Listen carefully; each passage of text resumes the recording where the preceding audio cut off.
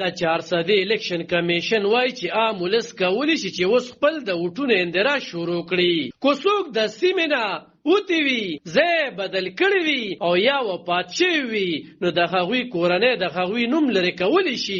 او کو ځینې ځوانانو شناختي کارډونه جوړ کړي وي، نو هغوی خپل اندراج کولی شي. دا خبرې د 400 د الیکشن کمیشن مشر صبی اکبر ریډیو دلبر ته په یوې مرکه کې وکړې او ویې ویل چې اوس د ووټ اندراج، اخراج او یا په ووټ کې سفرق وي نو دوی فارم ډکولی شي او دا په هر تاثیر کې موجود دی. خو لومړی د موبایل میسج د لارې خپل شناختي کارت نمبر 8300 ته لیږل وي. موجوده وخت کې چې دی نو زموږ چې کوم فارمونه چلیږي د ووټ د اندراج لپاره فارم 21 دی، 22 اخراج لپاره د کچره خدا نه خاصه تاسو ته کور کې چې ډیث شوي تاسو د هغې ووټ ډیلیټ کول غواړئ د ووټر لیست نه هغې لپاره فارم 22 دی. او اکثر خلکو ته ګیلې چې زموږ د ووټ چې کوم دغه دي اندراجات کې هغه ټیک نه دي یا ولدیت کې یا زوجیت کې مسله ده، د لپاره زموږ فارم 23 استعمالیږي. دا فارمونه موږ سره اویلیبل دي. موږ په 400 کې مختلف تحصیلونو کې چې کوم زموږ مین سرکاري سکولونه دي دا هلته کې زموږ ټیچرز سره اویلیبل دي. دا په ایمیل باندې هم اویلیبل دي، دا تاسو ته په زموږ ویب سایټ هم اویلیبل دي.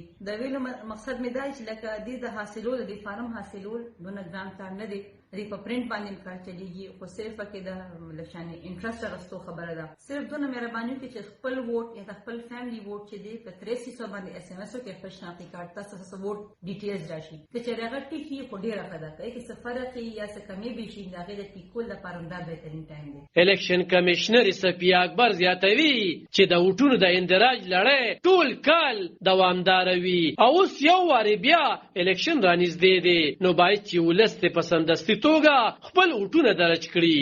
کال سره چې د ووټ د اندراج دا کار رواني دا ودرېږي نه، سوای د هغې وخت نه چې کله په یو حلقه کې یو شیډیول راشي هلته بیا قانون دا وایي چې هلته د ووټ مزید اندراج نه کېږي یا په ووټ کې بدل نه کېږي. نو اوس موږ داسې یو فیز کې روان یو چې هلته کې الیکشن په سر دی خو لا فلحال شیډیول نه دی راغلی. نو موږ ستاسو په توسط سره د لوکل میډیا په توسط سره عوام ته اپیل کوو آن آف ایئر د چا ووټ کې مسله چا د فیملی ووټ کې مسله د چا داسې کور کې ماشومان چې هغې اوس شناختي کارت جوړ کړو د هغې ووټ نه جوړ. نو دغه قسمه چې کوم کارونه دي د ووټ د اندراج حوالې سره د دې دپاره عمده بهترین وخت دی، ځکه چې عنقریبه شیډیول راشي بیا به د ووټ د اندراج د ټول اکټیویټیز چې دي دا به فریز شي، بیا موږ دې کې څه چیړچاړ نشو کولی. دا په داسې حال کې د الیکشن کمیشن په عمل کې تحریک انصاف لخوا پرېښودل شوي قومي او صوبایي اسمبلۍ چوکو باندې د الیکشن ویلي دي، خو د هغې لاسه تاریخ نه دی ټاکلی شوی.